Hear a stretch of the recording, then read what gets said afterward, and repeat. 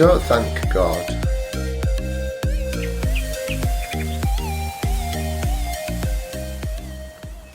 Hi, I'm Richard, the Yorkshire Atheist. So I'm going to give 3 examples of something that I'm going to talk about, 2 of which are sort of day-to-day examples, and one of them is sort of slightly on a more deeper emotional level, of things we shouldn't thank a God for. The God of Christianity or any other God. In my examples, I'll try and give sort of full explanations, but obviously nothing I can say here is exhaustive. But here we go with the first example. Don't thank God for the food you're eating. Instead, thank the farmers, the growers, the factory workers, the delivery drivers, the restaurant workers, the shopkeepers, the parents or partners who cook for us. And God isn't responsible for a good harvest or for supply lines working well. We understand meteorology and climate science. We understand the causes of changes in weather, changes in climate, things that we can affect as humans. We understand how to fertilise a field, how to generate fuel for transporting goods, how to make effective machinery to harvest crops. All these things are thanks to humans and human ingenuity, not a God. If God is responsible for providing you with food, isn't he also responsible for the endless number of people who die every year due to famine and starvation, failed crops, droughts? He provides food for you and for me, an atheist, just the same, but not for the people of like South Sudan, Somalia, Nigeria, Yemen, places like that, for example. Don't thank God. Thank humans for the food you're eating. Don't thank God for a safe journey. Thank the person who gave you the skills to drive as well as you can, or the skill of the drivers of other vehicles. Thank the driving instructors, the testers for keeping up high standards of driving. Thank the years of experience and training of train drivers, bus drivers, tram drivers. The years of experience and training of people designing systems to reduce risk in various means of transport. The governments, past and present, local councils for road safety laws, road safety rules.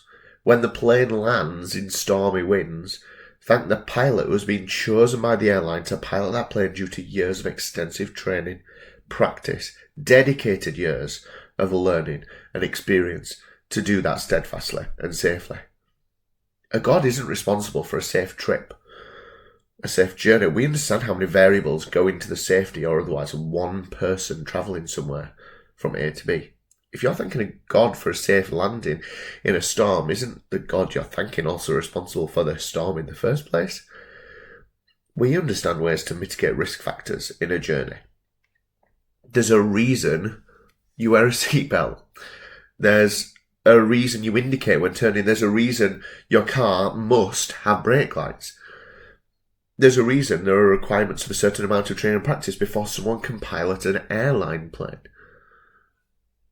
Don't look at the news article about the woman who was in a car crash and was a centimetre away from dying, and thank a God when simultaneously ignoring the thousands of people who actually die every year in similar incidents.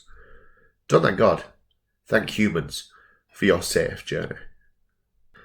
And lastly, and I think most importantly, don't thank God for getting you through hard times. Thank the friend who took your mind off things, or for getting you that bag of food from the supermarket that you needed. Thank your family for giving you space when you needed it, or the hard words you needed to hear, or the chap you passed on the street who smiled at you just when you needed to see a smile on someone else's face. Thank your favourite band or composer for giving out their creativity to you, for their music, their work, their art, for you to enjoy, to help you process emotions, give you that extra headspace. Thank the doctors, the counsellors, the therapists whose expertise and medical support gave you tools and support to sort out thoughts and emotions in ways that you then can better deal with. And thank yourself. Thank yourself. Praying is a topic that I'm quite interested in. And I know lots of people feel encouraged, feel calmer, more motivated, feel emboldened after praying. Discussing with the God, their personal friend and saviour, things that are going on in their lives that they're struggling with. Asking for help, for strength, for guidance, for serenity, for thankfulness, for any number of things. But the people asking for help, know they need it and seek it practically. The people asking for strength know they feel weak and know they need to push themselves to be bolder. People asking for guidance know there's a difficult decision needed making, and they're navigating this decision making themselves. People asking for serenity know this is what they need and seek out opportunities to enable and find this peace. People asking for thankfulness have it. They know there's something to be thankful about and themselves can show gratitude and find ways to do this. Praying gives people the same reassurance and calm, in my opinion, as writing a diary or giving your friend a phone call to have a bit of a moan or talking to your counsellor or therapist. Not bottling things up is a positive way of dealing with things like that. Don't thank God for getting you through hard times. Thank professionals. Thank friends. Thank family. Thank random acts of kindness. But most of all, thank yourself. Because it's you who got there, you who got through it. And you really ought to give yourself credit for that. Thanks for watching today. Please give a like, comment below if you found this interesting, useful or boring and pointless. Whichever way, I'd be very happy to hear from you. I do respond to comments because obviously I've got like 40 subscribers, so there's not many people watching. But I'm very grateful for everyone who does watch, and certainly for those people who also subscribe. So I'll see you in the next video.